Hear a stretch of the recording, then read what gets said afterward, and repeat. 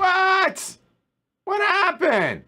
All right, let's try that. Hey, what's up, y'all? Welcome to Tuesday?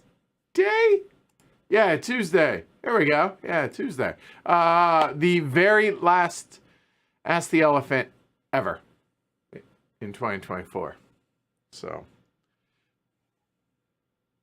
that's my equivalent of a bait. What do you call it? Clickbait. There you go. Anyway, I asked the question, give me your music genre, type, and vibe. Some of y'all, like, it's complex. It's, like, legit. Like, I'm pretty eclectic. I listen to literally everything. But if you were to put a gun to my head and say, as a general rule, probably 50s and 60s, like that, because that's what I grew up listening to. I wouldn't say I know every song that came out in the 50s or 60s, but I probably know most of them by heart.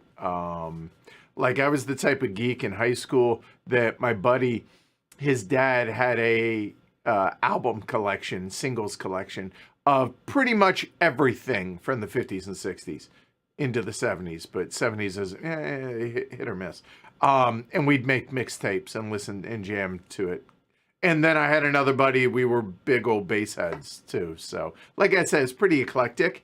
But yeah, so I've been in a 50s and 60s mood today, getting ready for the stream, just jamming out, a little association. And anyway, so yeah, I mean, I'm not judging y'all on your musical taste, but probably wouldn't fit within the character limit.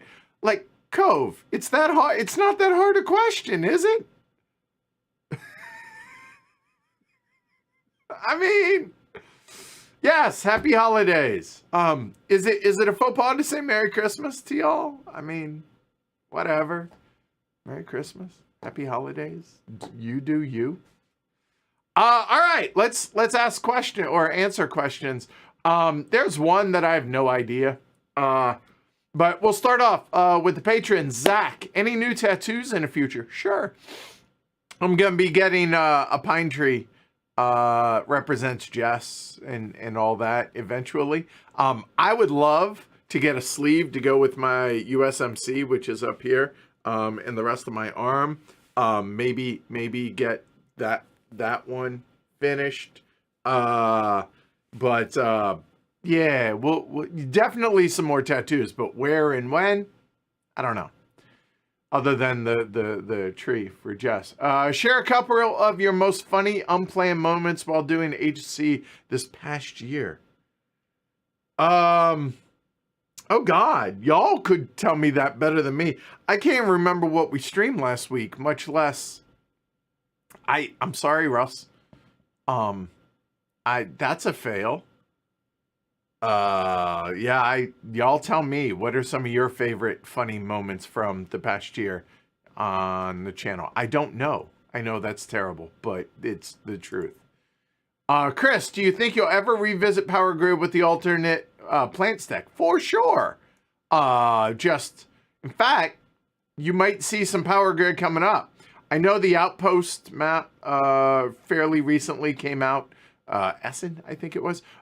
So we should be getting that, hopefully that, as well as, like you said, the alternate plant stack.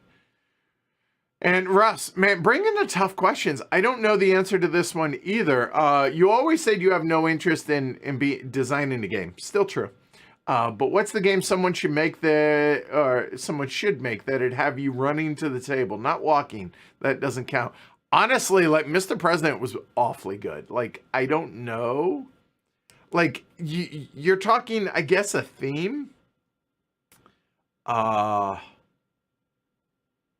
mean, Millennium Blades, even though I'm not into CCGs, I think that was just such a awesome concept. Yeah, I don't know that there is anything out there that, because like things that I'm into outside of board games, I mean, sports, right? So I got my Cincinnati Reds, my Oregon you know what? Okay, there you go. Being the GM of a baseball team, so think out of the park baseball, but I don't know how you could do it properly as a board game. Not regarding so much the players, but running the team. Not the day-to-day, like lineup stuff, whatever. That would probably interest me. So some version of Out of the Park Baseball, which is the PC game. I heard it kind of jumped the shark a couple years ago. I haven't played it in 7, 8, 9 years at this point, but man, did I love that game. maybe something about, but again, the things that I'm into, like I'd be really skeptical. So any kind of sports games that are made into board games, anything poker related, super skeptical. Maybe running a poker room, that would be interesting. But again, probably super skeptical. So yeah, I don't know. That's the best I got. And Sergey, do I think the industry is getting saturated? Of course, sure, yeah. More and more dual Euros get released every year, and of course, an expansion for it 6-7 months or a year later. Few do hold up after a year or two. That's the nature of the beast of any industry. Movies are saturated. Music is saturated. But does that mean there isn't fresh stuff still coming out? No. Does that mean there still aren't movies and music and shows worth checking out? Of course, there are. So yes and yes. Just nature of the beast. Now, is it too much for the average person or even industry people to cover? Of course. That's why I feel like God bless the Dice Tower that has everybody or everything covered. Theoretically, they don't, but you get the idea. Tries to cover everything, I guess, or at least the majority, maybe, whatever. That's why I'm super happy. As time goes on, I'm getting more and more happy that I chose the medium and heavy direction, because it gives me a wide enough breadth, but a narrow enough focus to where even with that, I can't get to everything. We, whatever. So no, I'm good with that. But yes, it is totally saturated. But there's still room for growth, and there's still room for creativity and newness, if you will. So, yeah. All right. So there we go. Let's see. Let's get into some of the local questions now here. Brianna, Taylor Swift or Incubus? Okay. All right. One of my favorite lines in all of music, other than Harvey Danger's Flagpole Sitter. I look around me and only stupid people are breathing. But Incubus Drive, shouldn't let fear take the wheel. That's one of my favorite lines in all the music. So yes, that I realize I shouldn't do that. Anyway, Veruca Salt, Christopher. That's going back a little. I dig it. All right. I mean, there's 80s rock, there's 90s dance band, country-esque, Strybarn says. 90s, 2000s alt rock, blues. All right, Matt, I dig it. What the hell is Aesop rock? John, I have no idea what that means. Like, is it fables turned into rock music? Like, I don't know what that is. 90s and 2000s hip hop and bluegrass. Dude, I'm there. Chris Stapleton. Well, that's not really bluegrass, but yeah, I run the gamut. I really do. Electronica, 80s and 90s gangster rap, a little Tay-Tay, to Dead Milkmen. Yeah. Oh, anyway. So yeah, I'm all over the place. All right, let's see. Sam asks, what about the other side of the hill? Did you decide against playing it on stream? If so, why? No, we haven't. It's a matter of getting people together. This month is just difficult to organize people and to make schedules work. And so getting me, John, Joe, and like James together at the same time is really difficult right now. So it's still coming. We need another at least one more play, if not two, before we stream it. So that's all that happened there. I must say probably no later than February, hopefully in January. That's my hope with that.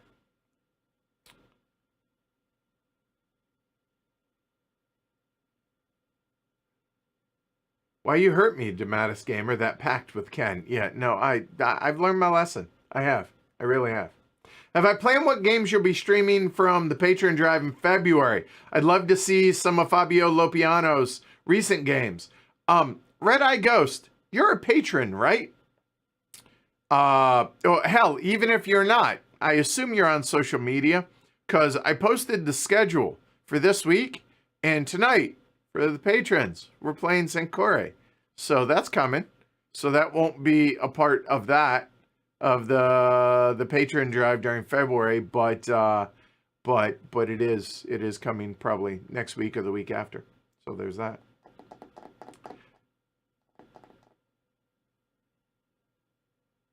Am I looking to play Path of Exile 2? Not on the radar, but that doesn't mean it can't be. Favorite opponent in my game group and elsewhere? I mean, all of them. I know that's such a cop-out, but I have no idea. I don't have I mean... Yeah,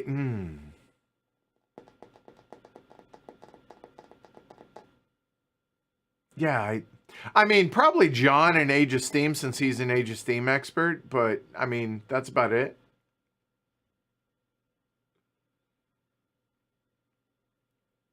Frostpunk. I don't know. I mean, Frostpunk's super popular, so I'm sure it'd get a bunch of views, but, like... Do we do a one-off, or does that have to be a campaign? I got enough campaigns on the channel right now that we need to get back to before I start another one. So maybe in place of that, when we finish one of those, that could happen. I think that's probably, yeah. Oh, how is it? I knew the question, or by the question, I knew who was asking it. Yes, Gary.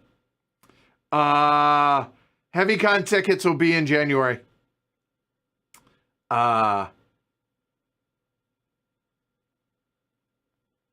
Chris says, if you're bored, then you're boring, is a great Harvey Danger quote, too. Harvey Danger has got some proper lyrics. Oh, Aesop Rock is an underground rapper. Sorry. It's weird. Okay. Fair enough.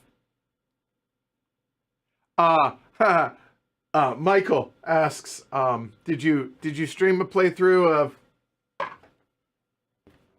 Border Reavers? No, not yet. Again, it's a scheduling thing. Trying to get Ken and John together. Normally would have been pretty easy this week, but holidays. So, January.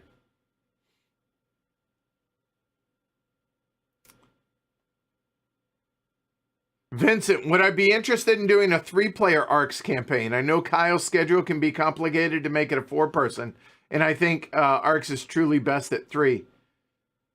I mean, maybe we could, but we'll see. Kyle, again, everybody's schedule is complicated right now during the holidays. So it's not Kyle, because rugby season's over. So just be patient till January, y'all. Next couple weeks will be a little crazy.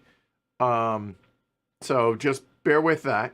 So if y'all don't know, this week's schedule, this is the only live public stream that we have. And the reason for that, and in fact, let me bring up the rest of this week here for y'all. The reason for that is we didn't have a game day Saturday. It didn't work out, which means we were limited in what we could prepare for this week. And so a lot of times that means, oh, look, Age of Steam. But honestly, there's a bunch of stuff that I want to get to that either has been bugging me that we haven't gotten to it, or I just want to play it, pretty much. So, everything else, except for one unboxing that we're going to be doing, one of the little, one of the pagan that just arrived. Outside of that, everything else is patron only. Now, what does patron only mean? It means y'all don't get to see it unless you're a patron, the $5 and up level. Why?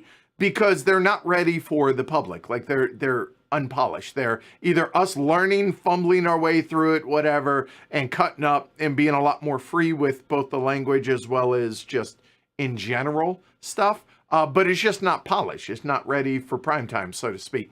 So It's basically our off-camera streams that I turn the camera on and let the patrons watch and interact.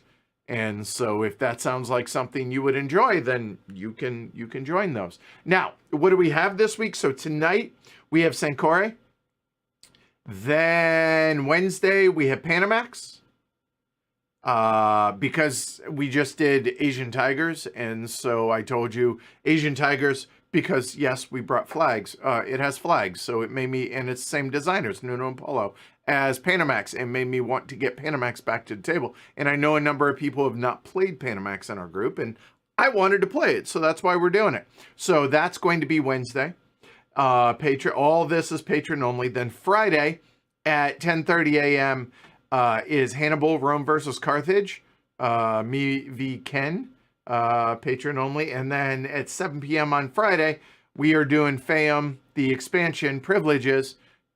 And then Saturday at noon, which kills me because the playoffs Friday night and Saturday, but my Ducks are on a bye week, but whatever. Stressbotics Odyssey we're going to be doing. So all of that stuff is going to be patron only. What does that mean for y'all? That means for the public, Sancore, Panamax, Hannibal versus Rome, or Rome versus Carthage, Fan Privileges, and Stressbotics Odyssey, all are coming soon publicly, just not this week because I'm not comfortable for us to do them yet. So that is what's going on this week. Yeah. All right. Hey, Eclectic Camel over on Twitch. What's up, man? All right, let's see. Hopefully that answered a question of... Yeah, I don't even think anybody asked that. Well, whatever. Fine, you're here. You're hanging out. Whatever. My tea's still too hot to drink. I can't drink it yet. Why is this the last Ask the Elephant? Chris asked. Because I'm done. That's it. I quit. It's the last one ever in 2024. Just totally kidding. Well, I'm not kidding. It is the last one in 2024. But there'll be one next month, too, because that's New Year. Let's see. God bless you, Strybarn. According to my Excel template, you're closing in on 1,000 streams, 850 plus, keeping track on milestones like that. And are you planning on something special for those? Considering you're the one who just told me about it, I had no clue. No? Do you want to share that with me? Maybe then? Yeah. Stanislav, any plans to try the Republic of Rome? Truly unique experience. Great opportunities to totally justify the glory to Rome's. I'd love to. If we can get Beyond Solitaire, if we can get Liz out here, that'd be awesome for that. That'd be cool. Get her out here for a weekend. I'd be down for that. I don't know. I don't think Leader Games would pay for her to come to Boston to learn a game that has nothing, or teach us a game and stream it, has nothing to do with Leader Games. So if Liz comes out for like HeavyCon, maybe she comes out early and maybe could do that. That'd be cool. Liz has offered to do such things, so that would be cool. Favorite snack whilst gaming? Robert asks. Whilst. Proper English here. The Queen's English. King's English, I guess now. Yes.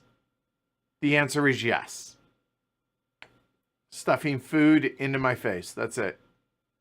Went and explored a new diner this morning. With a certain dinosaur. She's wee. That was good. Apparently we'd been there and I hadn't tracked it. So, but it was really good. Hash browns, yummy. But favorite snack? I mean, a lot of times, Derek has brought like the peanut butter filled pretzels. Those are great. And I'll eat them like crack, like constantly. If they are within reach, I will eat them. So pretzels are probably good in general. What are the spots in Denver you miss most from your time living there? Red Rocks and watching shows there. It's the best venue on the planet. There's a couple of Mexican joints over on the west side of town that are phenomenal that I miss. I miss my old house, not gonna lie. I miss that a lot. Yeah, I miss that a lot. A lot. I miss some of the people.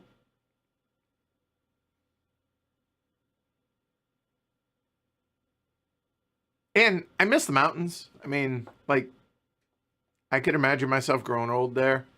But yeah, so that's pretty much it, I think. Like, I never really, went to bars and like that wasn't really my. I'm a homebody in a lot of ways. Plus, with the show, I'm doing a lot of this stuff all the time. So, but yeah, just those things that I listed, I think. Hey, Bernardo, happy holidays to you as well.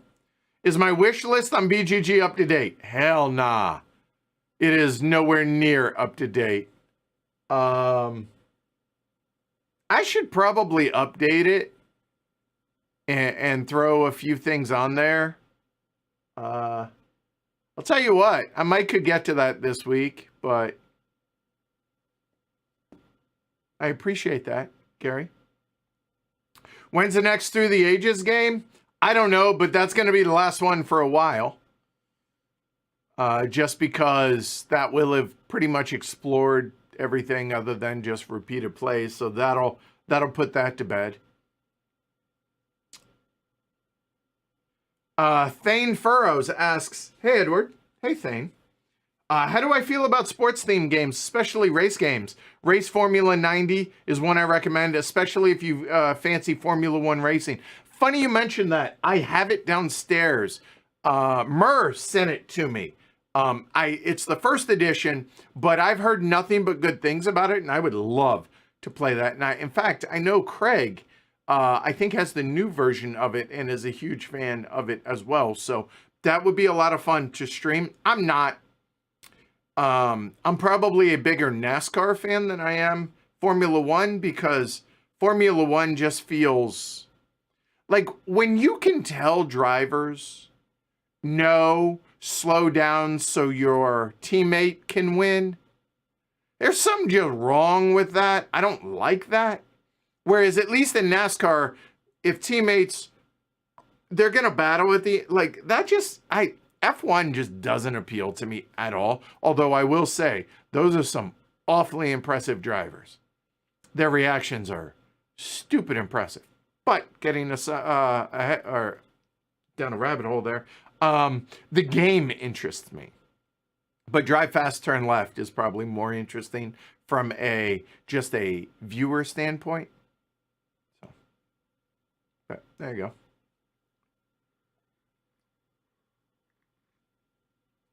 Robert, if you had to pick a favorite board game genre, what would you pick? Now, by genre, like, unpack that for me. Are we talking mechanical, or are we talking, like, Euro? Like, how? Help me out, Robert, and I'll answer that. Oh, stop that. There we go.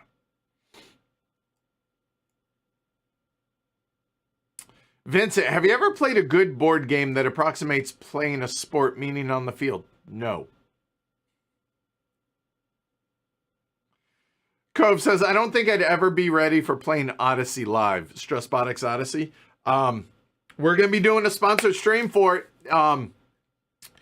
Mid-January, it looks to be the time frame on that. So, the Christmas season in Spain ends around January 7th, so we're going to do it the following week, somewhere around there. I'm definitely a little intimidated by it, but we're playing it Saturday. I'm looking forward to trying it. Strybarn, how's the recruiting process for being a part of the stream group? Is there like a test or a queue, a gauntlet? Yes. There's a written test, and then there's a physical task. No, not at all. It's very simple. It's say you want to be a part of the group, and then I let you come to game days. And then depending on how well you mesh with everybody, whether or not we let you into the stream group. Like, it's that simple. It really is. So that's why you planning on trying out? You moving anytime soon, Stray Barn? How's Sir Lincoln doing? Man, if you could see him right now, he's upstairs. He not only is sleeping on my part of the bed up there, but he has a pillow behind him, and he's laying his head. He's curled up. He has his head on a pillow. Dude's living his best life right now. Let me tell you, he loves having a king size bed all to himself when we're here. Loves it.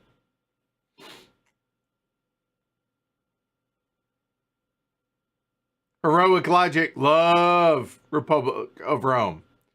I mean, somebody wants to join us. I'm down for this. Bernardo says, I would love to watch and learn Magic Realm. I'm not going to say it's never going to happen, but I've seen some of those games. I'll tell you what. The way that happens is, oh God, the guy who runs BGG Con. I am drawing a total blank on his name. Oh my God. His version of Magic Realm it's a totally tricked out custom. If we can get that on the stream, I'd be down for that. I'll commit to that. Yeah. God, I'm so embarrassed. I can't think of his name. I feel so bad. Comes to the Gathering. They play it at the Gathering every year. I have failed. Chris, what's the ugliest game that you love? That's a tie between two that come to mind. Metropolis and Masters of Venice. One of those two. Those are, I guess, and Medici. So those three. Because there are 74 different versions of Medici and not one is attractive. Not one. Zero. Why is that impossible to do? It's like the Castles of Burgundy of Rainer Knizia games.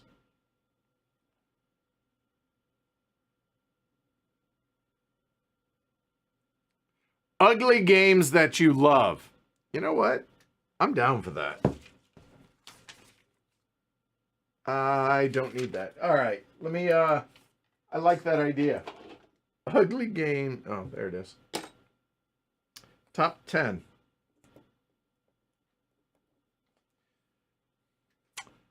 So, that's like calling somebody's baby ugly. You can't really do that. I mean, there are certain channels out there that probably would. I won't. But, I mean, I love the idea of it. Like, you got to get past the look of it to, but the game's worth it, right? Like, Asian Tigers is sitting right in front of me, so I'm bringing this up. A lot of people say, oh, wow, it looks like a spreadsheet. I think it's really clear. I think there's something aesthetically pleasing about it. I wouldn't necessarily call it beautiful, but I also don't think it's ugly. You know what I mean? Whereas Masters of Venice, pretty damn ugly game. Metropolis, pretty damn ugly game, but they're really excellent games. Metropolis is the original of the Roxley one that they redid. They redid it and named it Skyrise. That's it. Yeah. So what ugly but worth it. What could we call it that isn't inflammatory? That's probably a good way to put it. Because you know what? I don't need the clicks like that. And no. Although, I'll be honest, the R&R guys, they'd be like, yeah, she ugly, but she good. Meaning Masters of Venice. So that's okay. What? Chris says, I gave a speech on Red Rocks' stage for my high school graduation. It's such a great play. What? That's awesome. So you've been where the Beatles have been and everybody who's anybody. But I think my bucket list is watching the Lumineers at Red Rocks. So Chris, I'll tell you what. Next time Lumineers play Red Rocks, if you can get Jess and I tickets, we'll fly out. I mean, I'll mortgage something. I'll sell blood or something to afford to do it. But yeah, if you do that, I'm just saying, you make that happen, we'll come out for that. I would love that a lot. Guillaume. Guillaume? Is that how you say it? Guillaume? G says, did you try Seti? Yeah, I tried it back in April of this last year. It's a game that a lot of people are going to really like that is perfectly cromulent. The way the solar system moves, very cool. But man, the aliens are a letdown, ain't they? Like, it's just whatever. I feel like it was such a missed opportunity. What would make it better? Not having it just be more Euro stuff. Have it be something more dramatic. And perfectly fine. Whatever. Have you seen it on the channel? Not yet. Why? No one's really in a huge rush to play it. Again, it's fine.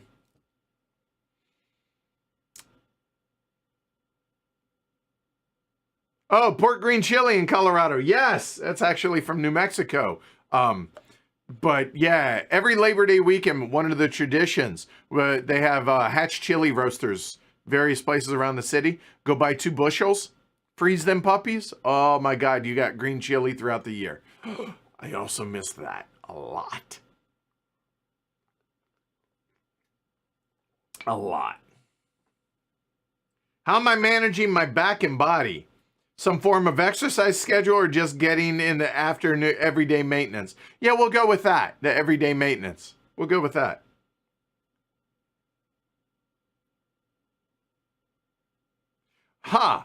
Strybarn says, since you asked for music, care to share or create your favorite Spotify playlist? Either for background on game day or just my faves. Oh man, it's all over the place. It's everything from 4 Non-Blondes to, like I said, 50s, 60s gangster. Like it's like 300 plus songs so far. It grows all the time. Yeah, I could probably share that at some point.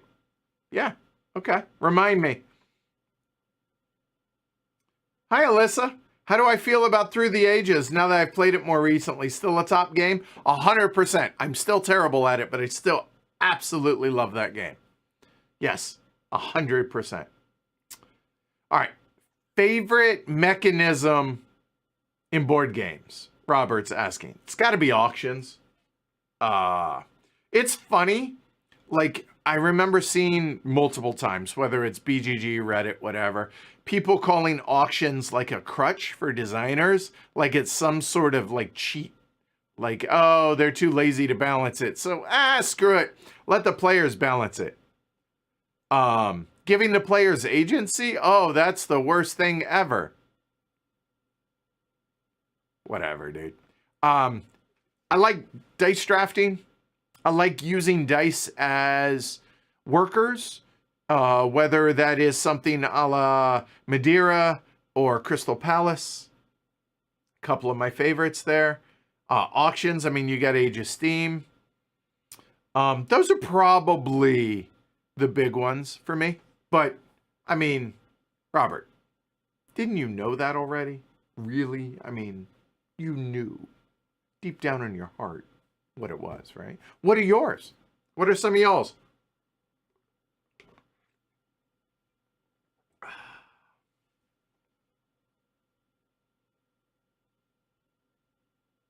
Oh, hey, Yakup is here. We should start over. Sorry, Yakup. Sorry, we started without you. Apologies. Hey, Fernando, what's up? Says, see you there in January, I hope. I mean, I mean, that's the plan, is it not? Fernando's Token Synapse. He's the designer of Stressbotics. Sicko.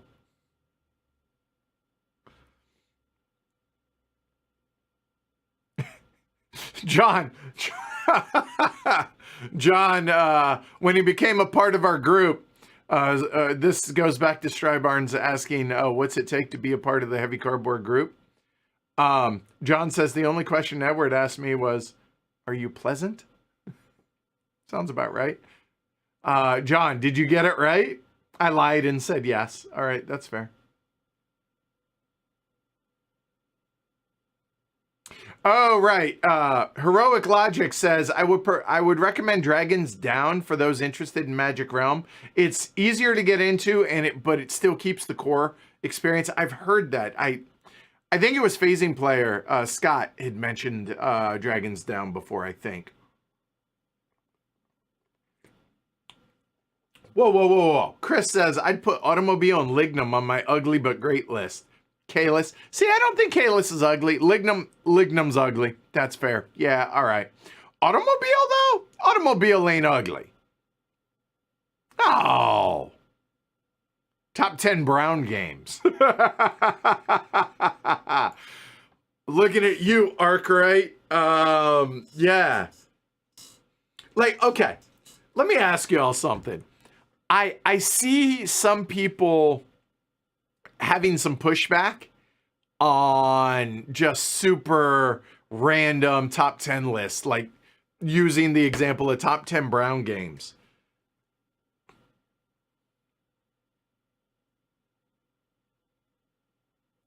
You know what? That's what we're going to do. Who said that? Where is it? I lost my spot.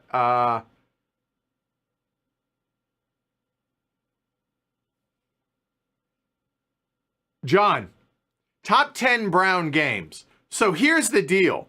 I'm not going to call them ugly, but I actually really, so brown is code for ugly, right? Or beige. Now beige is boring. Brown is technically ugly. Yes. 10 games you wish were prettier. Also, wish we're prettier.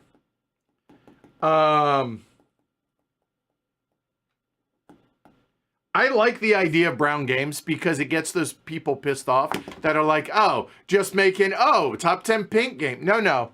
Brown specifically meaning ugly, but it's one of those, if you know, you know. I actually really, really like that a lot.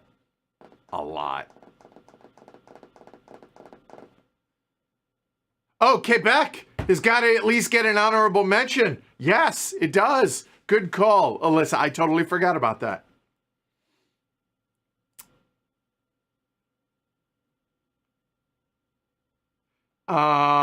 Seventh sea city of, or seventh seer of City of Five Sails, expandable card games.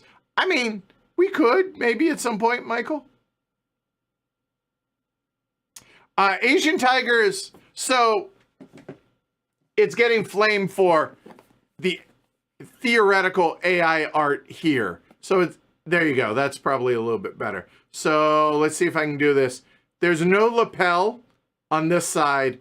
And what's up with this keys? So look, I'm not saying right, wrong, or otherwise. What I am saying is the cover, the box cover, appears to be AI generated. And what I'm thinking they did, look, I'm not making excuses. I'm just trying to give the benefit of the doubt. They used this as the idea, and then maybe this wasn't the final version, and somehow they submitted the wrong one. But yeah, this is pretty clear. Whatever. And I'm not trying to diminish. I don't think they would have done this on purpose because there are a couple of obvious telltale signs on that it's not on the up and up, and the dial on the phone. Like, I get that. I wish they would own it though, because it sounds like they're doubling down. Whatever. The game is pretty decent. It's pretty good. And again, how do Nuno and Polo end up on publishers' drama that's out of their control? Poor guys. Sorry, Nuno. Sorry, Polo. It's a good game, though. So we're playing Panamax, which has some just unbalanced goal cards. We're going to take those out. I've talked about them ad nauseum on previous streams of Panamax, but it's been a long while since we've done that. But we're gonna do it again tomorrow, and then next week or the following week publicly. So, yeah, it's a good game, and just the cover, Alyssa. Favorite mechanisms to see in a game. Either it does or doesn't show up like, or usually like games with it. Well, I just answered that, Steel, Ben. Auctions, dice drafting, that type of stuff. I also legitimately like the I cut you choose mechanism. I think that's a really underutilized mechanism. And here's one. The merger mechanism in Indonesia. How has no game ever taken that mechanism? In fact, Jeroen and I had a discussion about this. And I was like, okay, seriously, how is nobody? He's like, surprises us too, that nobody's taken it and used it. I don't know. Chris, Lumineers at Red Rocks, done. I'm just saying, you get us tickets. We'll find a way there, even if we have to drive. I'm not even kidding a little bit.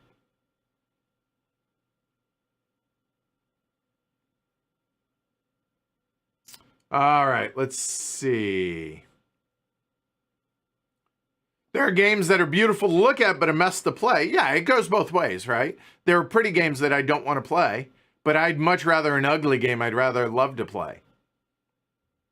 Again, we love cube rails, don't we?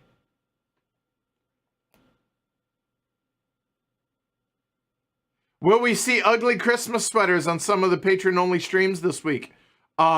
Kyle's going to be on here, so almost assuredly. John's going to be on here tomorrow, probably.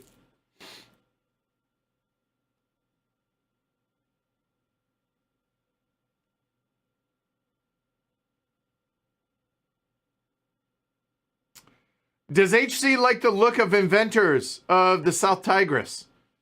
Is that... HC hasn't seen it. HC is going to go look at it. A moment. Inventors of the South Tigris.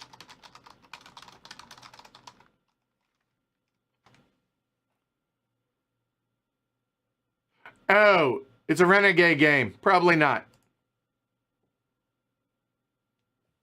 They never paid me for the last sponsored stream, so probably not.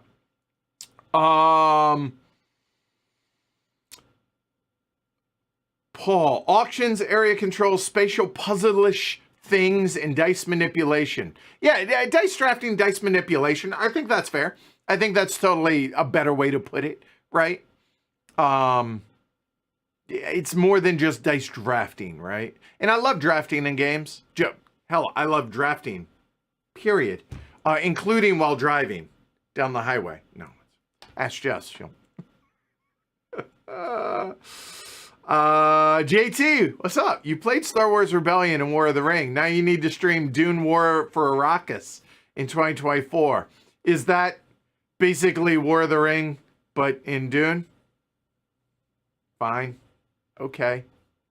By the way, dude, did anybody watch? Look, I realize that the crossover between board games and sports ball is very, very thin. What's his name? Timothy Chalamet, right? The dude who plays Atreides, Paul Atreides, I guess technically. So he was on College Game Day 3 weeks ago as a guest picker and killed it. Like, absolutely killed it. Google it. I promise you, the dude brought knowledge, and it was amazing to watch. So you got this little skinny, scrawny, little famous actor that oh, sports ball, right? You expect him to be like all puppy dogs and rainbows, and dude dropped knowledge, and it was the most impressive, unexpected thing I'd seen in sports in forever. It was fantastic. I was like, oh, like y'all see Weebay, right? The scene from The Wire. That's exactly how it was watching that. It was, Google it when we're done. It's worth it. I promise. Even if you know nothing about the teams involved or the sport involved, it doesn't matter. It's the way he came prepared. It was so awesome. It was fantastic. Sorry. Anyway. So that was my Dune. Bringing it into, so whatever. I mean, I've never read the books. Same could be said about Star Wars, but at least Dune does different stuff. It's not the same story over and over and over. Star Wars is the most overrated, just whatever series. At least Star Trek does something unique. Like, dude, Star Wars, the new, like, past the first trilogy, it's been the biggest disappointment. Look, I'm an adult. I'm nearly 50 years old. I get it. I'm not the target audience at this point, or maybe I am because nostalgia sells. But, dude, come up with a new story. It's so... Anyway, that's my hot take. Star Wars, overrated. All right. Anyway. Has Spielworks ever made a pretty game? Great games, not good lookers. You're not wrong. I mean, I appreciate Harold Leesky's work, but aesthetics, not my favorite. That's fair. But some of the games are really great.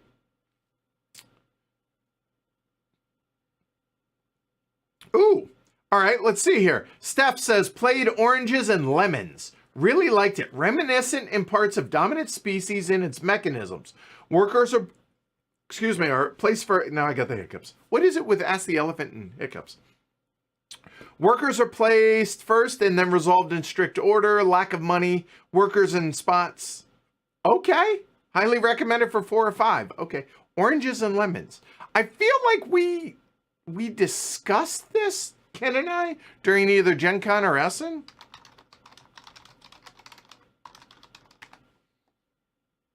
Yeah, like I've yes, we have.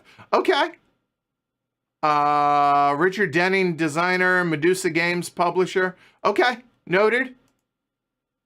Looking forward to giving that a try. Weimar as a brown game. It's not so nice, brown meeples, but it is not an ugly game. Calendar, it's clean though, right? Like, I feel like it's very clean. So not really the brown game in that regard. Like, you look at Google Masters of Venice. Just saying. Or Quebec. Simos. Simos. Let's see. Hold on, I lost my spot. Yeah, there we go. For newer viewers, what's the story behind Glory to Rome? Well, my poker chips are in front of it now, but Glory to Rome. If you are unfamiliar with the game Glory to Rome, Black Box Edition is the nice version, but in it, there is a mechanism in it where you can demand resources from your neighbors. And if they have said resource, they must give it to you. If they do not, they show you their hand and they declare Glory to Rome, which basically is a really nice way of saying go fornicate with yourself.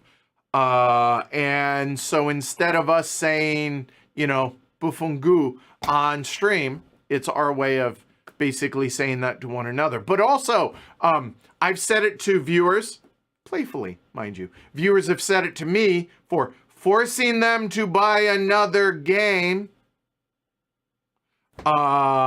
And stuff like that, but that's what that number is. It's tracking how many have been said in the history of the show. So that's what that is. And Steph says, oh, and oranges or lemons is quite brown as well, but brown. Okay, noted. That might be a thing now. Oh, wow. That game's very brown. Meaning...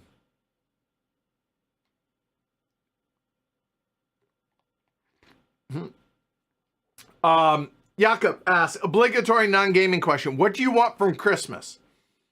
Like, what level do you want me to take that in? I will answer it however, truthfully, but however you want me to go with this, Yakup. Like, world peace, a different government. Like, we can go that direction? Or do you want, like, I don't know, to not be swimming in debt?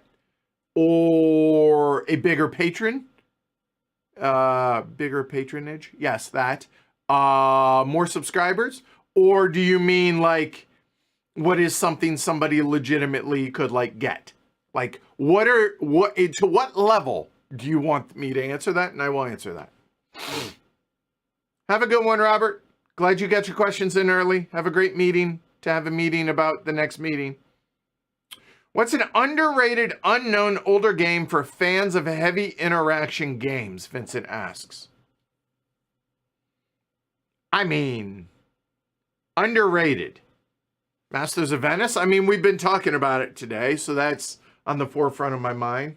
Quebec, also.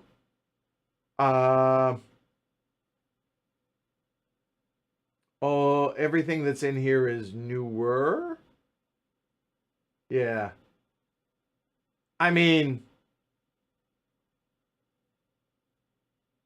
I think Ground Floor is really good, even if some of the group disagrees with me and is wrong. That's fine.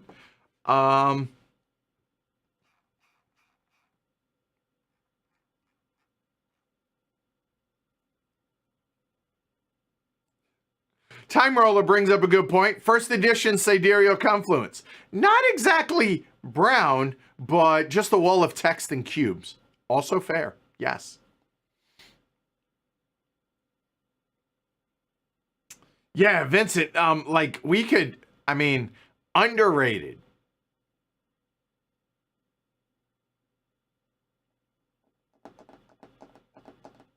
Like, we need to set a threat. Like, let's talk about this, Vincent. Define underrated. Like, outside the top 100, outside the top 1,000 on BGG. And you said older. Where are we? What's the cutoff?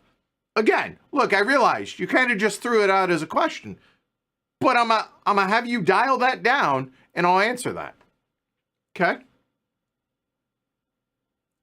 D-Handler? Chris answers for that.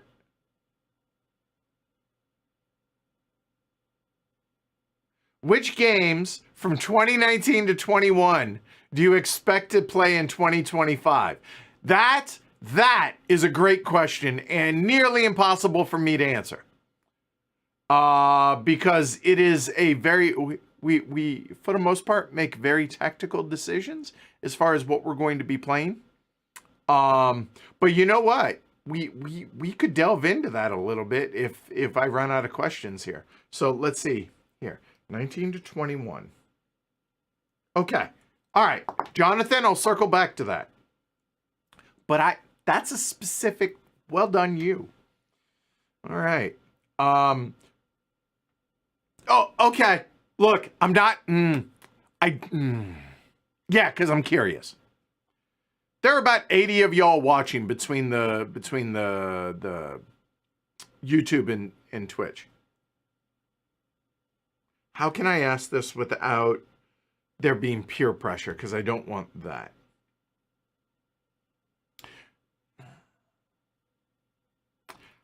Okay, I want everybody who's watching to answer this question for me. How did you know about today's stream? That's it. That's all I want to know. Tell me how you found out about today's stream. Where specifically? Please.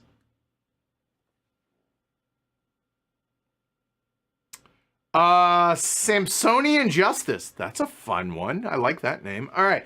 Any slight or big disappointments from board games this year? Also, is there any Boston area holiday related stuff you like or could easily recommend? Oh God. Uh, I am so not the. Oh, okay. There's only one thing that I know of, and this might be totally cheesy. Um, but there is. I don't know the exact verbiage, the right name of it. If Jess were here, she'd be able to tell you. But there is a animatronic collection that is displayed, a Winter Wonderland-esque thing that is at the Jordan's Furniture in South Boston near the IKEA. I realize that's a very convoluted, very specific thing, but that's the only Christmassy specific thing that I know of. But worth going to. It's like from the 40s or 50s. It's really impressive, like awesome and creepy all in one. And it has lines out the wazoo depending on when you go. It's a tradition for a ton of families in the Boston area. And yeah, definitely worth checking out. I think you don't have to pay for it. I don't think you pay for it. I don't think so. You just have to go. It's Jordan's Furniture. It's a giant warehouse of high-end furniture, whatever. But yeah, Jordan's Furniture, South Boston, near IKEA, just Winter Wonderland thing. Google it. It'll come up. That's my best recommendation that I can think of. Okay, to the other question. Any slight disappointments from board games this year? Or big disappointments? I mean, honestly, the big reveal in Seti comes to mind. I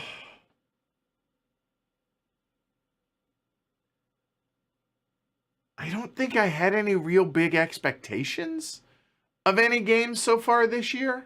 So if you don't have high expectations, you're not disappointed.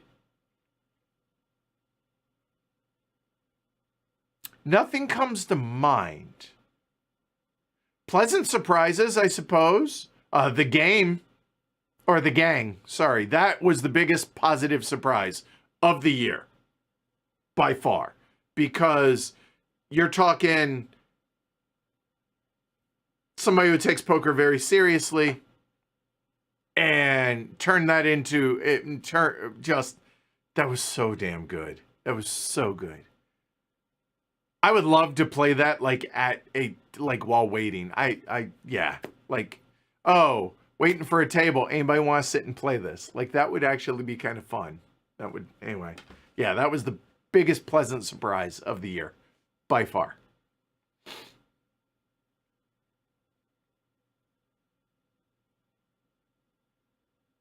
Oh, yeah, Strybar. I know it's perfect as is, but if you would rebrand, what would you call your channel? You know, it's funny. We had this discussion the other night. I forget who was here. And, like, I actually mentioned, I was like, man, there are a couple of things that just nailed. I nailed at the beginning of this. The heavy cardboard name and using licensing Ronald Jenkins music. Those from the jump, those two things were as perfect as could be, I think, for the channel. So I got nothing. I'm all about having fun and trying to go down this alternative history path, but those two things I wouldn't change.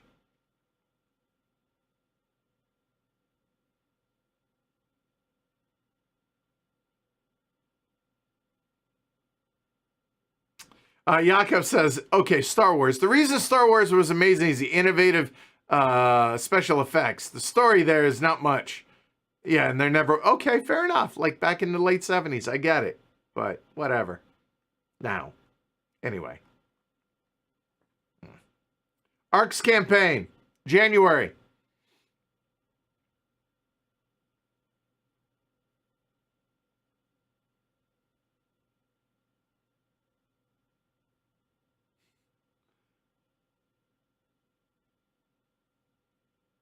Talking about Weimar and Yunnan for Brown Games again.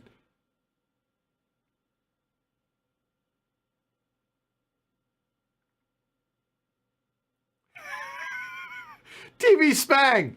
Are those Tiddlywinks or Pogs? No.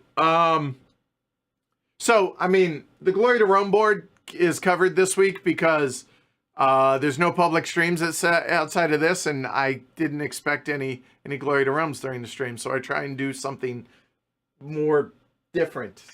I try and do that. Like on occasion, you know, there's the Felix the Cat and the Snagglepuss Funko Pops and stuff. So I try and do different stuff. These plus those that don't fit. Those are poker chips and some dollar coins on places where I either forgot the poker chip or whatever of the casinos that I've played in over as an adult mostly. How many are up there? Let's see. 1, 2, 3, 4, 5, 6. 1, 2, 3, 4, 5. So that's 30, 40. So there's 50 up here, and there's another, I don't know, 10 or 12 others. So different casinos. Everything from Sandia, which is really one of the places I cut my teeth. And there's a lot that I didn't get, like while I was in Vegas. There's a ton from Vegas when I was there. But there's a number that I didn't get. Like, I don't have one from Casino Arizona. I don't have one from the casinos in Yuma, where I really cut my teeth playing 4-8 limit and stuff like that. To the most recent, which is, you know, the local stuff here. Encore Boston. Boston Billiard Club, which no longer exists, which actually is Gate City. Chasers, which is kind of my main place. The Brook and Parks down in down outside Philly. Yeah, so just poker chips from where I've put in sessions. So anyway, best Lego set you want to build. That was pretty cool watching Jess put together the Nintendo and the TV. So Jess has the like she's a big Lego person. I never was. I grew up dirt poor, so Legos were never a thing for me. And the prices on some of these are like, how much? Like she has the Millennium Falcon. She has a Porsche, Vespa. I don't know. Okay, all right, you asked. Let's go look, shall we?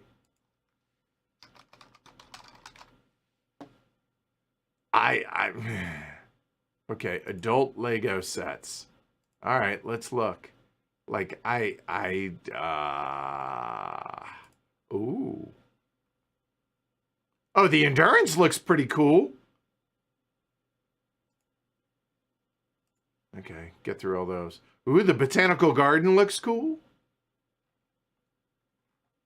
All right, let's look at $100+ ones because I figure those are the main ones, I guess. I don't know. They have a Jaws one. That's kind of awesome.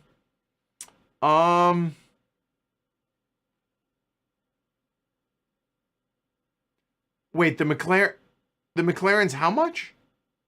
$450 for a McLaren? Come on, man. Seriously? Like, for real? Who? What? Wow. Okay, I say that, but I didn't realize this. The Millennium Falcon's $850? Wow. Titanic's cool, but no, Eiffel Tower. Again, a lot of it's Star Wars, and I'm like, eh. Avengers, Hogwarts.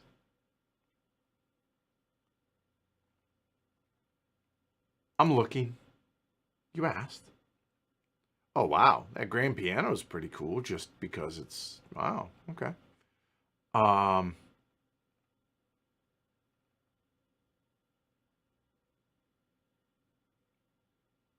Like, looking at these, I would want something that could, like, sit out. I would think. The Botanical Garden is pretty cool. I like that a lot.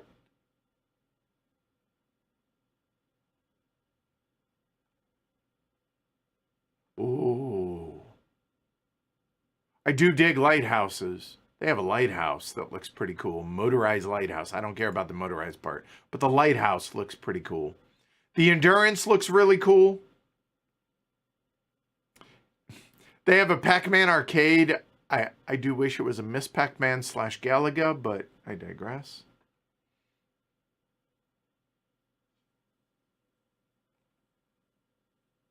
The typewriter is kind of cool, but no. Wow, they got some crazy stuff. But a lot of it's like Star Wars and like, I mean, Notre Dame's impressive, but I don't want that.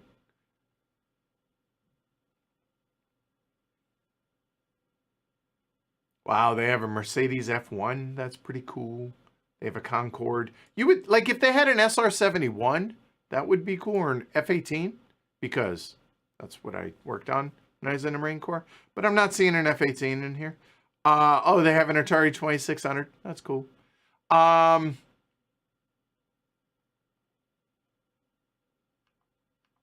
Yeah, there you go. I pretty much covered it, I guess. As a general rule, for the most part.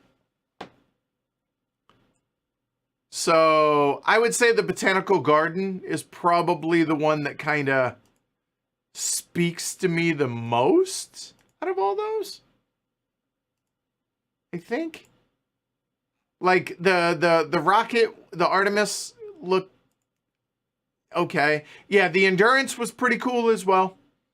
And the Botanical Garden and the Lighthouse. Probably, there you go. There's my top 3. There's a top 3 I never thought I needed to make. There you go.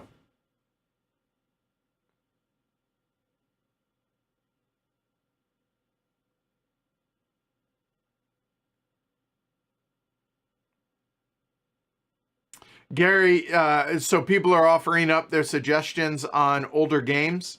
Medina, Age of Renaissance, History of the World. Panthelos, there's one. From 2014. God, wow, that's old now. Crazy. Are you getting many what game do I get this person for Christmas questions? No, thankfully, I really don't. Probably be Age of Steam. But no, I have not gotten that question at all. Nicholas, what is your favorite 18xx game? There's still a huge amount that I've not played, but 1822 and its derivatives. So I think probably my favorite. Have a good one, Alyssa. Thanks for coming by. Miss you. Hope you have a good holiday.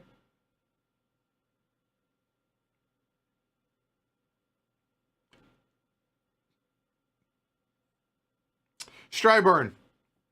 Ever considered, yes, considered, or been approached by, no, someone to create a bigger channel content platform where you're the heavy part of it? No. No one has.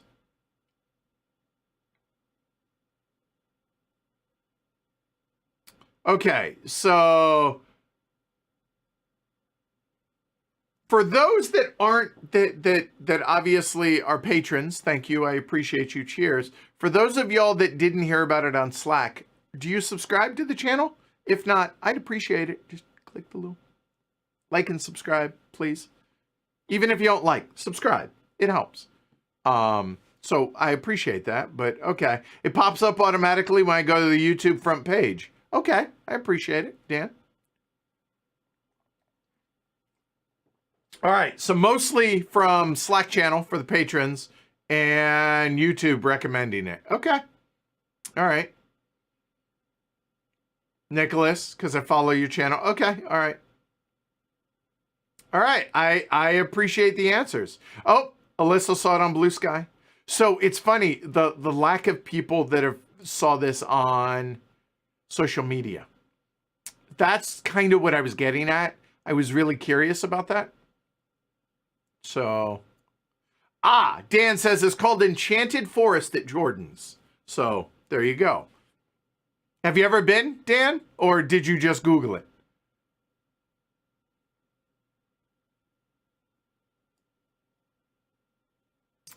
Sam says, just minutes before I was looking on my YouTube channel because a commercial break on Dart World Championship. I interrupted the Dart World Championships. Thank you, Sam. I appreciate it. Okay, Dan says, not sure if they still do it, but a pumpkin display in Keene, New Hampshire, which is like, I don't know, what, 45 minutes or so north? I'm probably way off. How far away is Keene from here?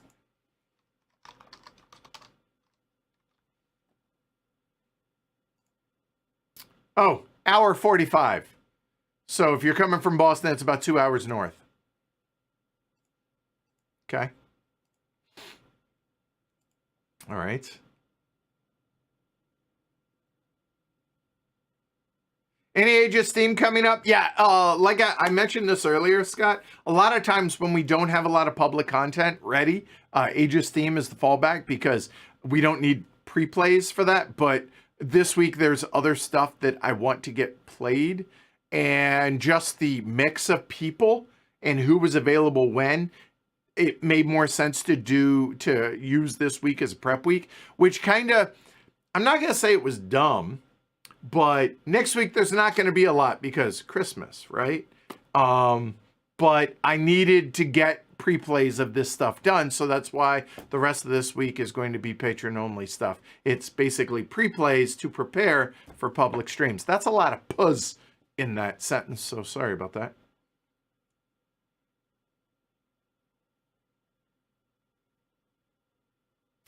Minos, Dawn of the Bronze Age. I don't know that.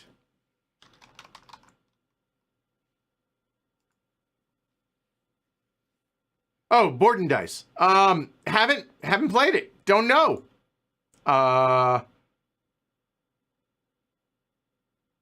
Heard mixed opinions regarding that one. All right. That's I feel like Board and Dice is going down a certain direction with their games lately. So if you like them, you like them. If you don't, there's probably not a lot that's going to bring you onto that.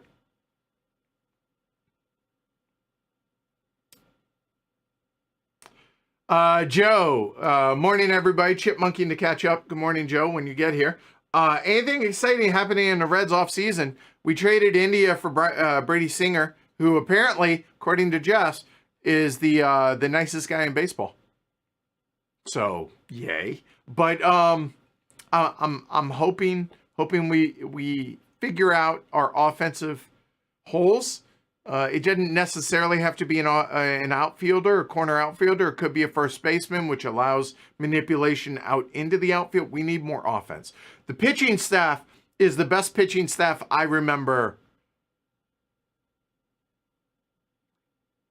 in a very long time. We are 8 deep in the starting rotation. Although, and the big thing is we got Tito Martinez.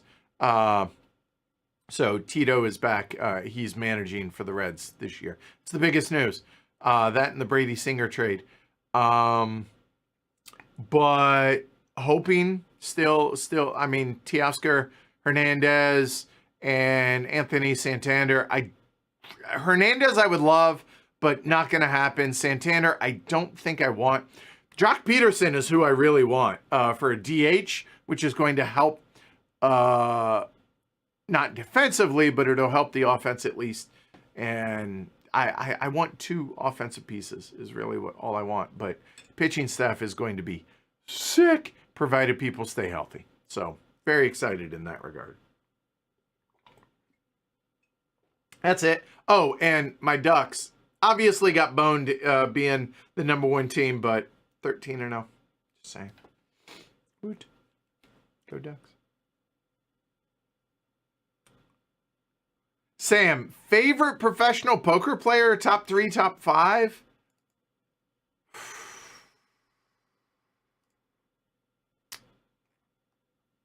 I mean, Phil Ivey has got to be up there.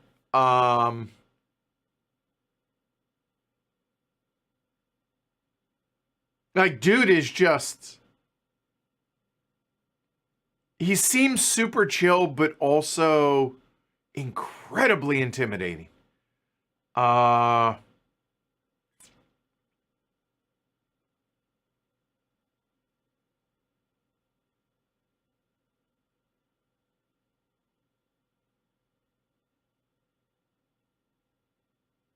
Yeah, that's probably it. Of the, of that generation and newer. I mean, I have nothing against Daniel Negreanu or whatnot, and there's a whole bunch of the new generation for vloggers.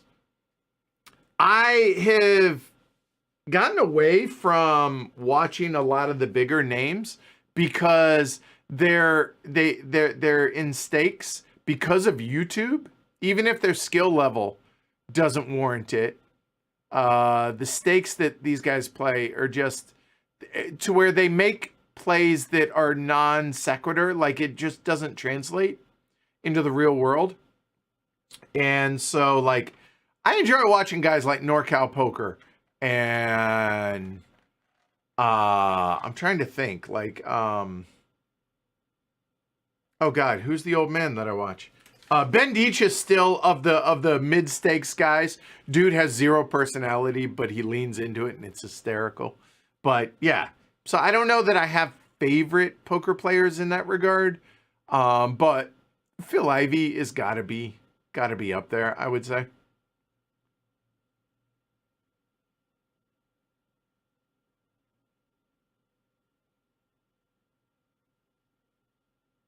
Elk of Legend says, have you ever thought about doing patron sponsored streams? I would argue every stream is sponsored by the patrons. It says so in the beginning video. So I am grateful for that. But like, have the patrons chip in to have a certain game played. Well, I mean, they already chip in. They already pay the bills, or at least most of the bills. So that, like, I don't want to double dip on that. But like, could we? Are you saying like a like for people who really want to see something special streamed? So I've toyed with that idea, like having a certain level is like a one-off. Like you could sponsor a stream. I would argue it doesn't have to be a sponsor or like a patron thing. But it would have, obviously it's not a, oh, I paid that money so I get whatever I want. That never flies. But I definitely like the idea of making it X amount of dollars, and you can, obviously we'll have a discussion about the game, because if you want something like Magic Realm, right? Like the amount of hours that would go into that, like it probably, I'm not going to say you couldn't afford it, but it probably doesn't make financial sense from your standpoint. But if you really like, that's the joke I have about angel investors. Like if you want to do something like that, sure, people can reach out. But maybe I put out a level to where, because it's got to be pretty good 4 figures for some of these. But yeah, we could, that's an idea. I don't know. What do y'all think of that idea? So buying a sponsored stream, right? It's an idea. I mean, I'm not opposed to it. And then there's also the idea of a patron voted game. And I used to do that, but I think after the holidays I could probably get back to it. I like that idea. Also.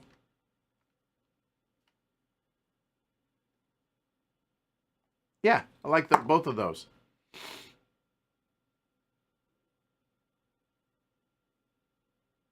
I appreciate that, Elk. Brianna says, yeah, we got a glass display cases for our Legos because it became such an investment. Yeah, those things are no joke. That is crazy.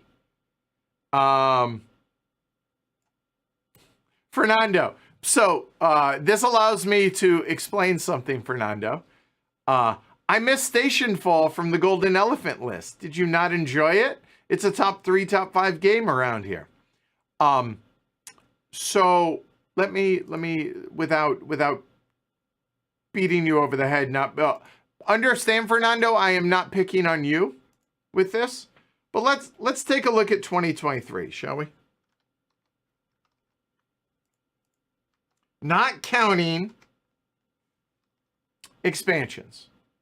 No other limitations other than that. Okay? On BGG,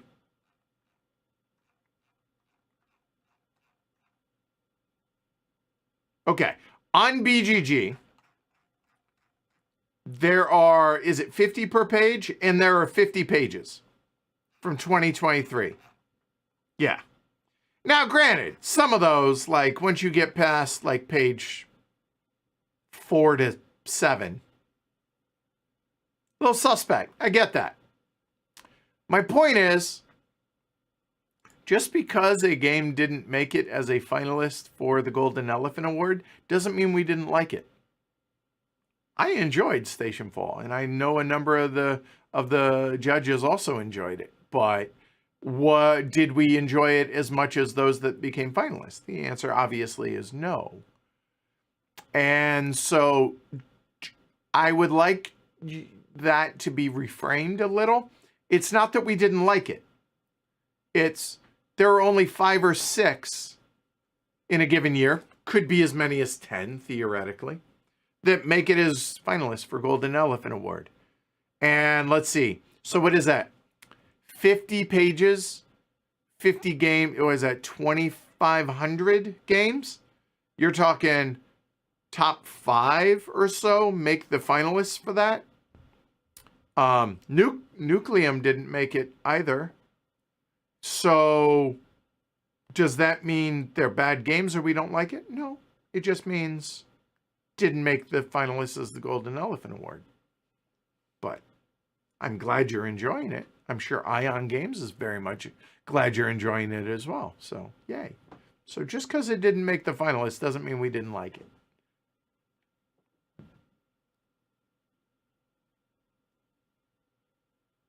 Consider making a cookbook for us to buy. No, I have no interest in doing that. But I mean, does anybody really use cookbooks anymore? Like, I own a bunch, don't get me wrong. But do you ever really look at them often at all, ever? Normally it's Google and then looking at recipes that way. At least that's how I operate. I appreciate it, Strybarn. I see you, though. Thank you. Brianna has the grand piano. It's pretty cool. Yeah, I imagine it is.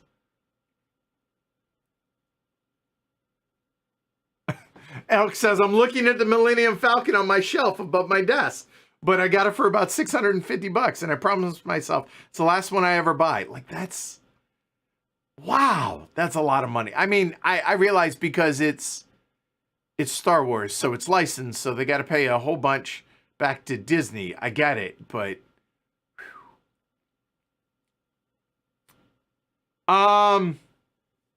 it's a good question, JT. He says, if Star Wars isn't your thing, what's the #1 IP that you geek out about? Lord of the Rings, Warhammer, G.I. Joe? No? Huh.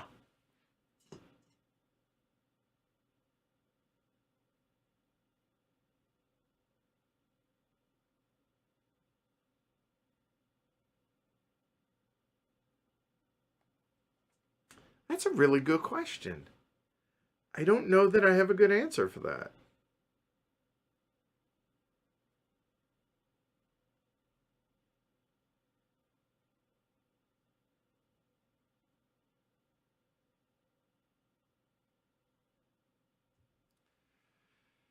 Huh. Like, I'm trying to go back to my childhood and thinking about, like, cartoons that I really enjoyed and stuff like that, right? But none of that moves the needle for me. I'm not really nostalgic in that regard. So, IP-wise,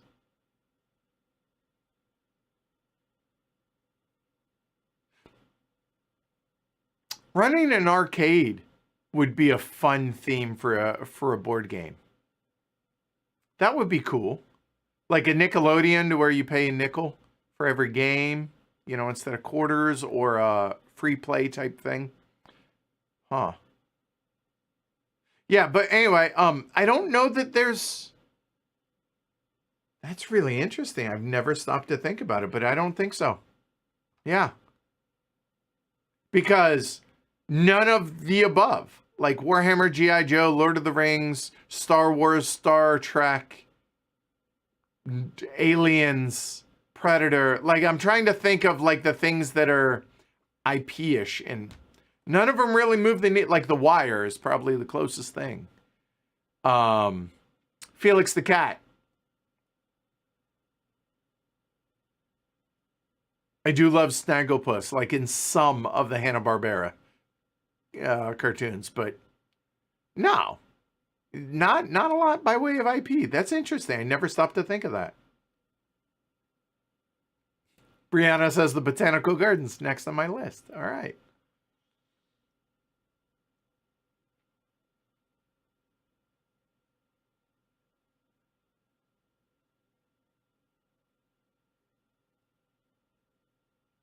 My first Age of Steam game, right? Yeah, it's called Steam, right? No, I'm kidding. Railways of the World. Still plans to play Galactic Renaissance. Yes, Josh, for sure.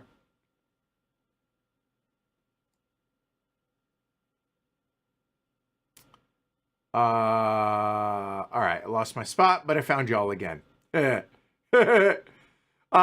says, I played Bahia 1803, the Age of Steam map. Really some nice new ideas, and it's fun to play, but we all thought it's broken and needs house rules. There's a clear winning strategy with corruption and buying back shares. My biggest complaint about that map is it's 3 or 4 maps in one. Like, it's too much. It's too over the top. I did not enjoy my experience with it.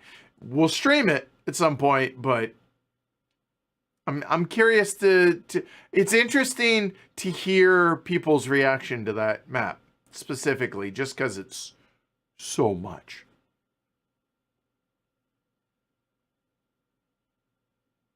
Did not go to PAX Unplugged, Thomas. What's my favorite convention and why? Like, I'm biased, but HeavyCon? I mean, obviously HeavyCon, the gathering of friends. I really desperately want to get back to Essen if I can afford it next year. Circle DC was fantastic. I had a blast with that. I would like to go to SD HistCon. I abhor Gen Con. I have no interest in going back. Yeah, there you go.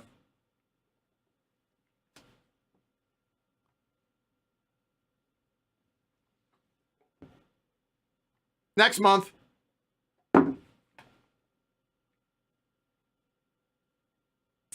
Gary says, how many votes from the panel does a game have to get from the panel to be a Golden Elephant finalist? It varies year to year, so it's not a hard fast, oh, it has to have 6 votes. It has to have 8 votes.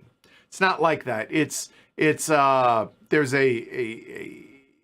it depends how many judges are in for each year, because it's not everybody gets an opportunity to play enough games to where they feel they can make a fair judgment on enough of the games. So it varies. Ready for a Penn State Ducks rematch for a national championship? Forrest asks. Bring it. So interesting note. Found out that a non-trivial amount of players were suffering from the flu during that game, especially on the defensive side. That answers a whole lot of questions, because as good as Penn State looked, that's the worst Oregon's defense has looked all year. And I'm not making any excuses. Plus, they won. But yeah, I do think Oregon does a better job next time they play. There's not a team that I fear Oregon playing. Because if Oregon plays, I think their B game, at least, they're going to beat every team. They should beat every team they face. Does that mean it's going to happen? Of course not. We'll see, but I certainly hope so. And there is a road. There is a likely path, dare I say. I will say, I'm hoping Oregon plays Tennessee as opposed to Ohio State. And it's not for the reason you think. It's not because I think Tennessee's an easier game or I'm scared of Ohio State. It's because if Oregon wins the national championship, the order in which they play the teams, I think this would be the perfect path. They have beaten Michigan, Ohio State, Penn State. They will have beaten, in a perfect world, Tennessee, Texas in Dallas, and Georgia in Atlanta. if you beat all those teams, you can make the case, might not be the best team of all time, it's the best season of all time. Because who else has anything close to that resume? Just saying, that would be cool. And I love that we keep recruiting guys and stealing them from Ohio State. Sorry. Okay. I like it, Elk. I'm going to explore that idea. I appreciate it. Thank you.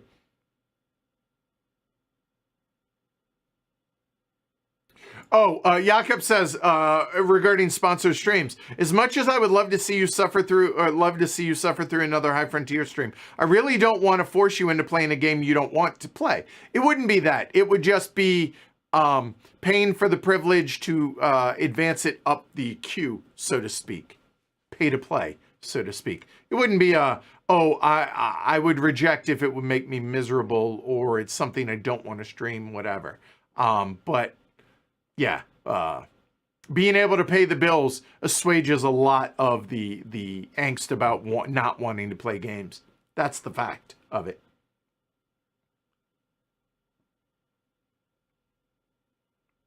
Yeah, Shrey says, I personally didn't like, this is him speaking, I personally didn't like Station Fall, but Edward's correct. There are plenty of games that some of the panel liked that weren't finalists. Yeah. So, yeah, just because it wasn't a finalist doesn't mean it's not a good game. And Yakup regarding cookbooks says, I read cookbooks cover to cover so I know what's in them, but only use the recipes as an inspiration. Yeah.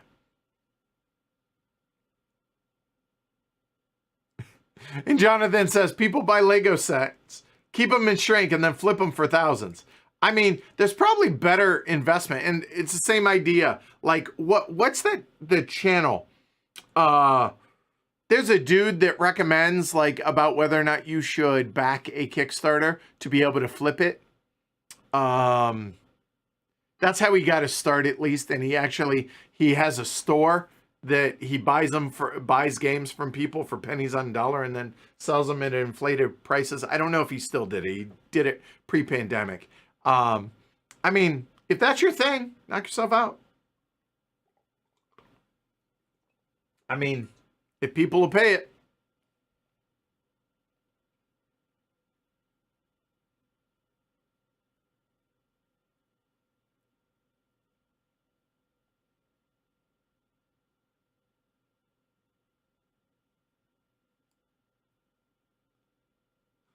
Bluey. So I never watched it until the kids. And honestly, the kids are too old, honestly, for Bluey. But we still watch it because Bluey's fantastic. Like the message, but also it's entertaining. Like there was my favorite episode of all time of Bluey is the one with the ice cream cones. And it's so good. It's just so good. Plus, the fact that they're blue tick hounds or something like that, and they're Australian, it's awesome. Yeah, it's such a. There is literally you can't say anything bad about Bluey, can you? Like at all. It's fantastic. I love Bluey. Yes. More trick takers on stream. Yep, you're gonna. That's happening. Oh, yeah, Board Game Co. That's it. That's the one I'm thinking of. Yeah, that's it. Oh, they shut down the store some time ago, but kept the brandy. Oh, okay. There you go. All right, that's what I was thinking of. All right, so, wow, we're coming in just under 2 hours, and I've caught up. So let's go back. I forgot who asked the question. I am a terrible host. I apologize. But let's see. Games from 19 to 21 that we might stream in 2025. Let's go.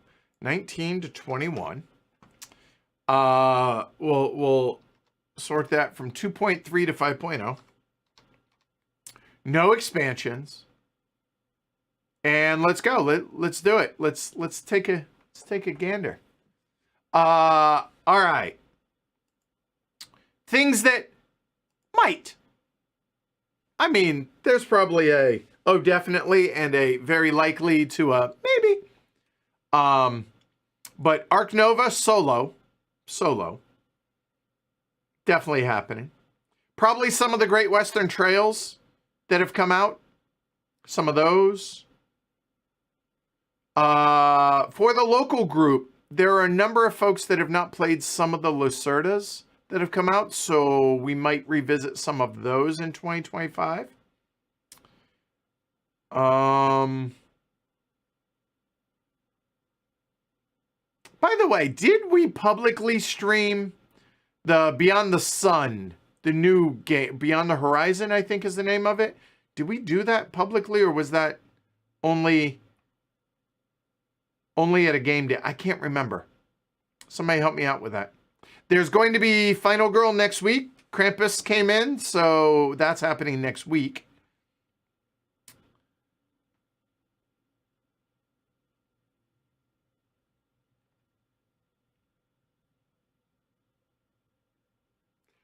We may do Clash of Cultures Monumental Edition.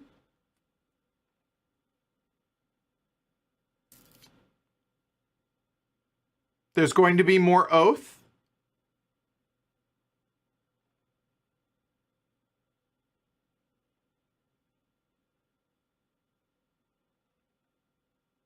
I'm scrolling. There will be an Imperial Struggle. There will probably be the Pipeline expansion, which technically is outside that window, but the base game was in that window, so I think that fits. I'm going to finish this page and call it good, because I feel like we've hit a bunch of them. There very well might be a High Frontier involved.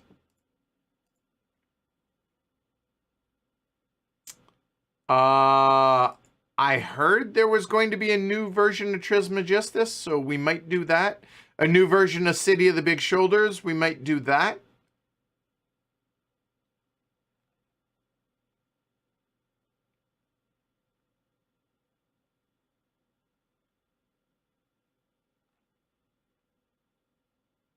The FAM expansion, Patron only, is going to be Friday, so that's going to be next week or the following week, so very early, or late this year, early next year, if not, we're probably somewhere in that window.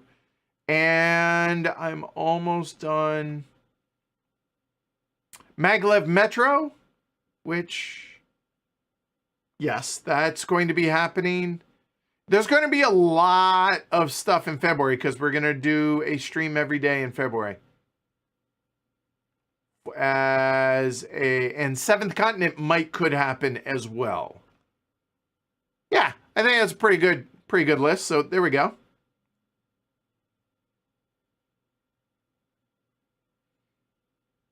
Coffee Traders expansion still. Atlantic Chase also, Fernando. Yes, I need to get a copy of that. I don't have it yet. Coffee Traders expansion. It's still in limbo. Apparently, there is some discussion now with the publishers. So maybe that. So if so, that's great. I think that's wonderful. If so, I would love for y'all to be able to get it. But I have not heard from Rolf and Andre about that. But I can find out. Okay, we have not done Beyond the Horizon, so that also, although technically that's 2024, but Beyond the Stars was in that window.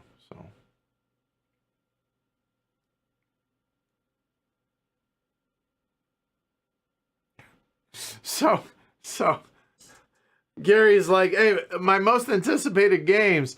He's like, the second edition of Formosa T, Speakeasy. And I'm like, what, they're coming out with the new version of No, idiot. It's Speakeasy still not out yet. I apologize. It's not that I'm entitled. It's I played the game like 6 or 7 times. So to me, like, that game is old at this point.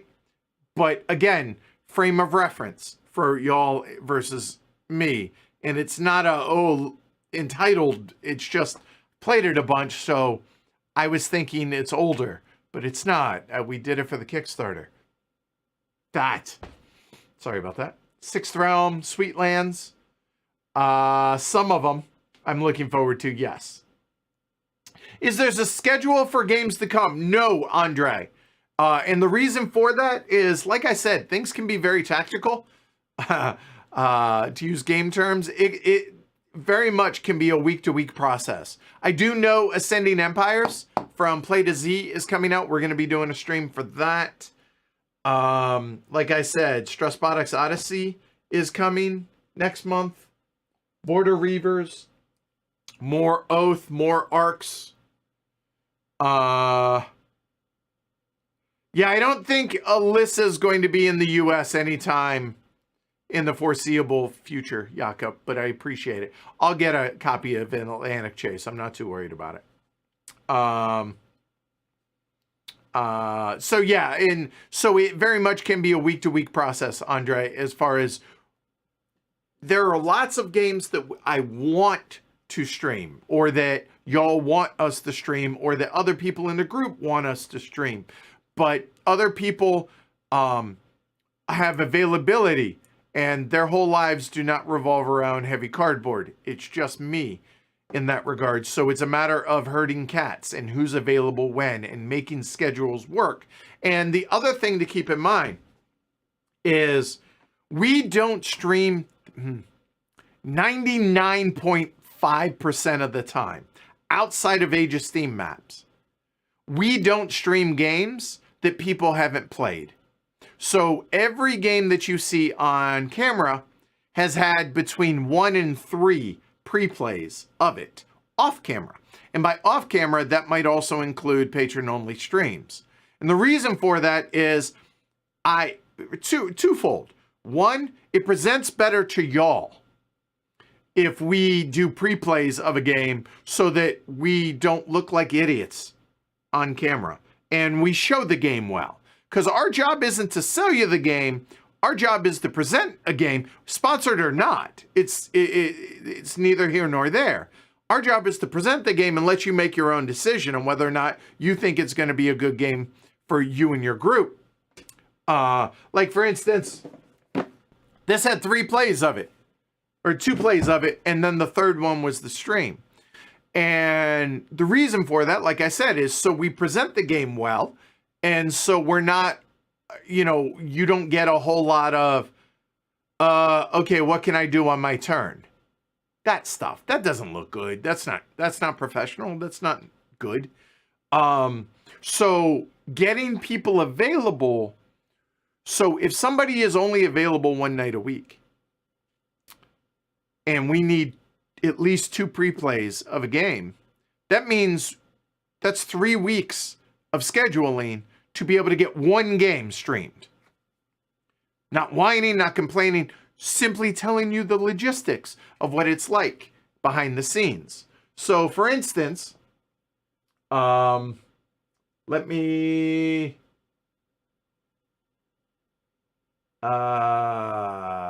okay, here's a good one. Liberty or Death. We've been wanting to stream that since we did Cuba Libre.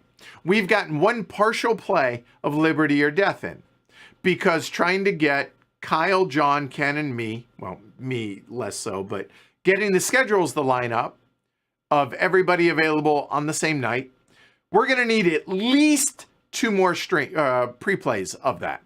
So that's realistically a month, 2 months, and we have to get the pre-plays in short enough succession to where the rules don't go out of your head and you forget it, because then doing another pre-play just gets you back to where you were on the last pre-play. Does that make sense?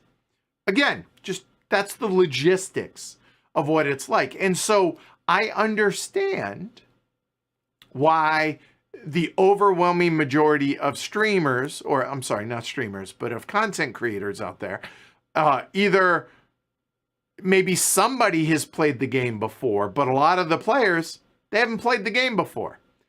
I choose to not have that be the case on my channel because I hold it to a higher level than that. And so on the downside, it doesn't allow us to stream games as quickly as I would like sometimes. So am I poo-pooing the other folks in our group? Of course not. They have lives. They have families. They have... And they're volunteers. In the end, they're still volunteers. So, no, I'm very grateful for it. But I'm just telling you, that's why it's really hard to say the first week of February we're doing these games. There's no way to be I can't even get people to tell me their schedule 2 weeks in advance. So it's very much a week to week thing. I would love to have everything set 2 weeks in advance. It's just not practical right now. So there you go. So anyway, that's to answer your question is the why and how that works. Saturdays are some of my most miserable days because I spend hours trying to figure out a schedule for that week. Because, okay, so-and-so's only available this day, but now so-and-so and so-and-so, John and Sarah, are only available on this. Okay, what games fit with them? And then, yeah, it's... So, hey, rough life. I understand. Oh, I got to make a schedule. I get it. But I'm just saying, that's the real life of how it is behind the scenes. So anyway.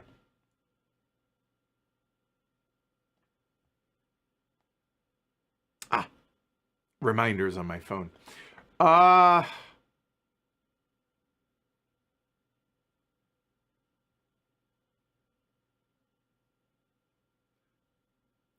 January, February, Arcs, Oath, that type stuff. So, okay, here's a question for y'all that are asking for that. Arcs or Oath? Prioritize one. You get to pick one. Choose. Tell me down below. Games you think could use a remake or next edition reprint. Castles of Burgundy that looks pretty? That's not over the top?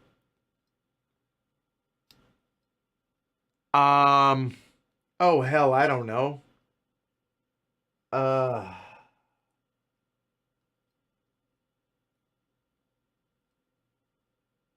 would have to go look at the collect. I don't know. It's a good question. Chris says, Ego Griffin calls you and says they're going to make a new edition of Age of Steam and they want your opinion. What do you suggest? Don't. I think it's great the way it is. Just get more maps, which they're doing. So, honestly, that's my answer. If Randall were to call me and say that, I'd be like, why? Like, it's great as is. Yeah.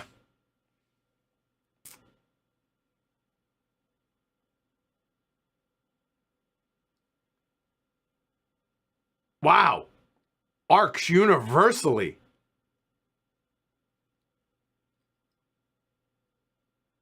Okay. Although some people say if the expansion for Oath were included in that, I would put that above Arcs. Okay, wow. Okay. Then I guess we prioritize Arcs from what y'all are telling me. Okay.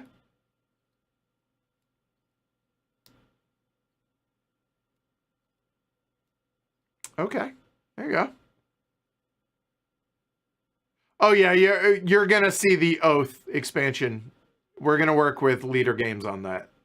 So yeah. Caledin says a reprint of Ground Floor would be great, so I can get a copy of it. Yeah, cool. I dig it. All right, well, I guess that's a wrap. This gives me a couple hours to work on Sankore for tonight, so I appreciate you all joining. If you haven't, please like and subscribe. It really, really, really, really helps the channel. Certainly would appreciate it. And that right there, patreon.com/HCHQ. I appreciate that y'all, like, I don't know if y'all have seen or not, but there's a thing like on Twitch here on YouTube to where like a super chat. Don't do that. YouTube takes half the money. Don't do that. Twitch. You can go to Twitch and Amazon Prime. You get 1 free sub every month. I get $2.50. Twitch gets $2.50. Costs you nothing. That I would appreciate. But the big thing is is that right there. Patreon.com/HJHQ. I get upwards of 86% of that. Of every dollar, I get 86 cents. So that would certainly help. I really, really would appreciate that. So consider supporting the show there. And if you are, what do you get for being a patron? You get a plethora of patron-only streams. In fact, all this week is patron-only. Again, because that's us preparing for public streams. But you get to see stuff behind it. You get to see how the sausage is made. And you also get to see me with my hair let down more so than you do publicly. You get access to the Slack channel, a whole bunch of other stuff. So consider supporting the show at the $5 and up level. And if you are a patron, I will see you tonight along with 3 other folks for Sancore. I have to relearn that. So that's what I'm going to spend the next couple hours doing. So I'm looking forward to that. All right. So happy holidays, Merry Christmas, all that fun stuff. We will be back before Christmas publicly. I'm pretty sure that Kyle and I, Monday or Tuesday, are going to be doing Final Girl v. Krampus. So tune in for that. And if you're a patron, I'll see you in a few hours. All right. Thanks for hanging out, y'all. Have a great holiday. Be kind to one another. And I'll see y'all soon. Bye.